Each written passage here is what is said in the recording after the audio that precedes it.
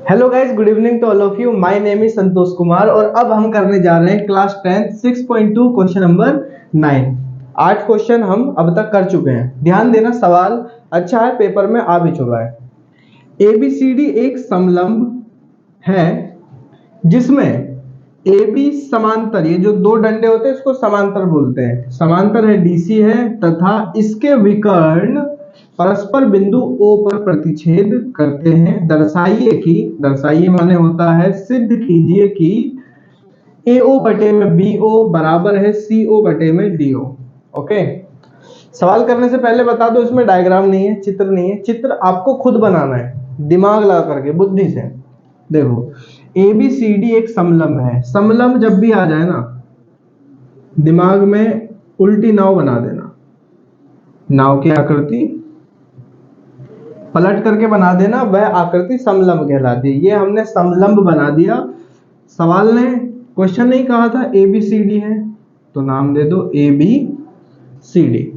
ABCD एक समलंब जिसमें AB समांतर DC के, ये जो AB है समांतर है किसके? DC के, तथा इसके विकर्ण, विकर्ण मतलब दो विकर्ण इसके अंदर बात की गई है। विकर्ण एक तो हमने ये बना दिया AB और एक विकर्ण ये हम बनाने जा रहे हैं, समझ लेना थोड़ा सा। AB AC ये दोनों जहां पे काट रहे हैं उस बिंदु का नाम है O।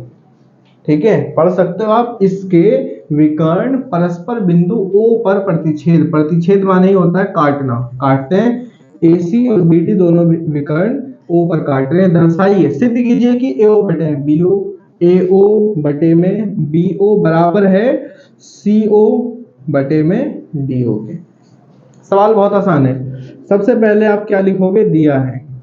क्यों? क्योंकि कोई भी सिद्ध कीजिए वाला सवाल है उसमें सबसे पहले दिया है तो लिखना ही लिखना है। ओके, ये तरीके हैं, विधि है। दिया है में क्या दिया है? ABCD एक समलंब है। ओके जी, दिया है में ज्यादा कुछ मत लिखा करो, थोड़ा सा लिख दिया करो।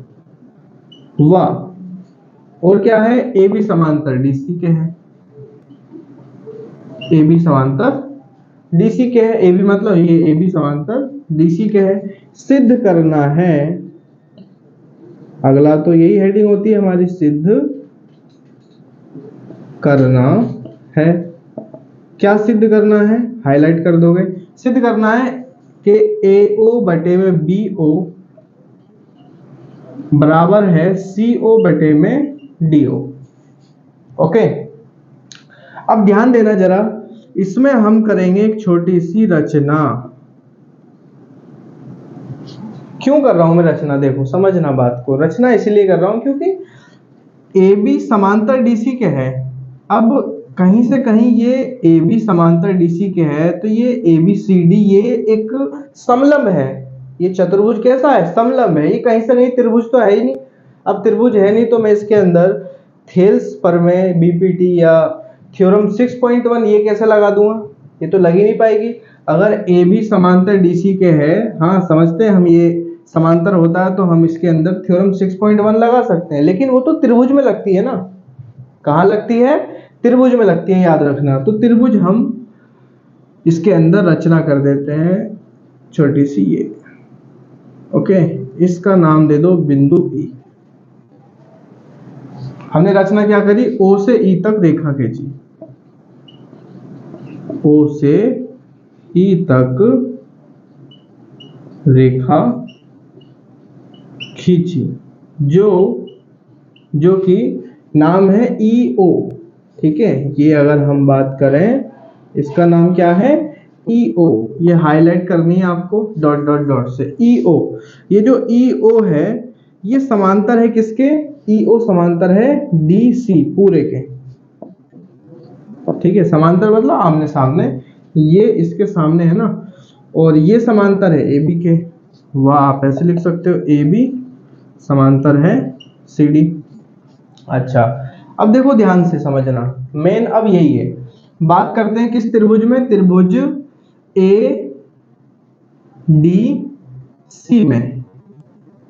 त्रिभुज ADC में, त्रिभुज ADC में इसमें ध्यान से देखना, आपको दिख रहा होगा ये EO जो है, ये EO समांतर है, EO समांतर है CD के, चूंकि EO समांतर है CD के। अब यहाँ पे ये EO समांतर है CD के और ये एक त्रिभुज बन रहा है ADC।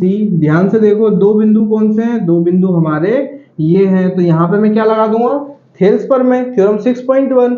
थ्योरम 6.1 क्या कहती है, जब किसी त्रिभुज में दो रेखाएं समांतर हो तो उसके अनुपात आपस में बराबर हो जाते हैं, यानी कि पर में 6.1 के द्वारा, इसके द्वारा हम बोल सकते हैं कि AE बटे में ED बराबर हो जाएगा, AE बटे में ED बराबर हो जाएगा AO बटे में CO। AO बटे में CO, AO बटे में CO बोलो चाहे OC बोलो, एक ही बात है। इसको समीकरण 1 नाम दे करके छोड़ दो, ठीक है।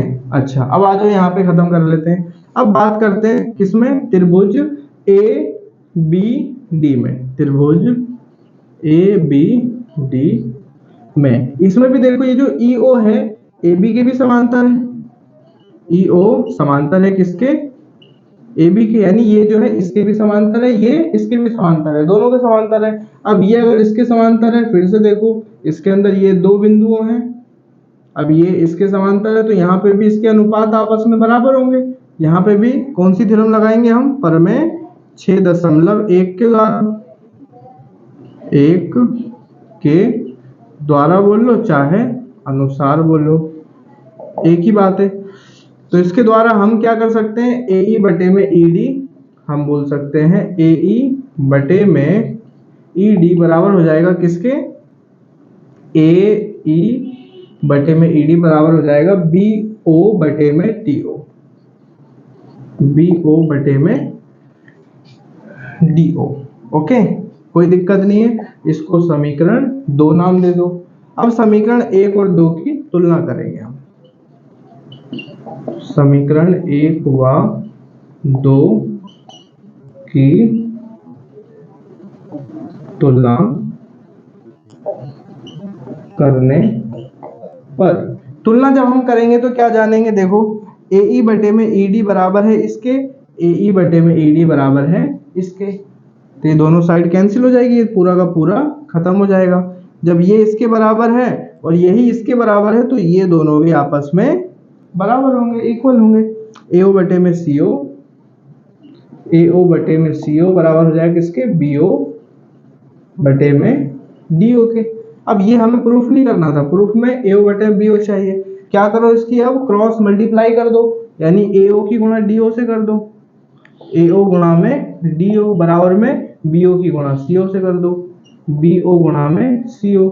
अच्छा, अब समझना जरा, यहीं पे देखना, ये AO AC का ऐसे लिखने जा रहा हूं मैं, AO यहाँ पे देखो BO गुणा में बराबर के उस तरफ, गुणा की संख्या इधर आके बटे में आ जाएगी, ये समझना ध्यान से, उधर गुणा में है, ये गुणा की संख्या उधर से इधर आएगी बटे में, और बराबर में क्या है, बराबर में CO है, CO ये DO गुणा में है, गुणा की संख्या इधर से इधर आके बटे में आ जाएगी, यानी ये DO। यही तो प्रूफ करना था, देख सकते हो, हैंस प्रूफ।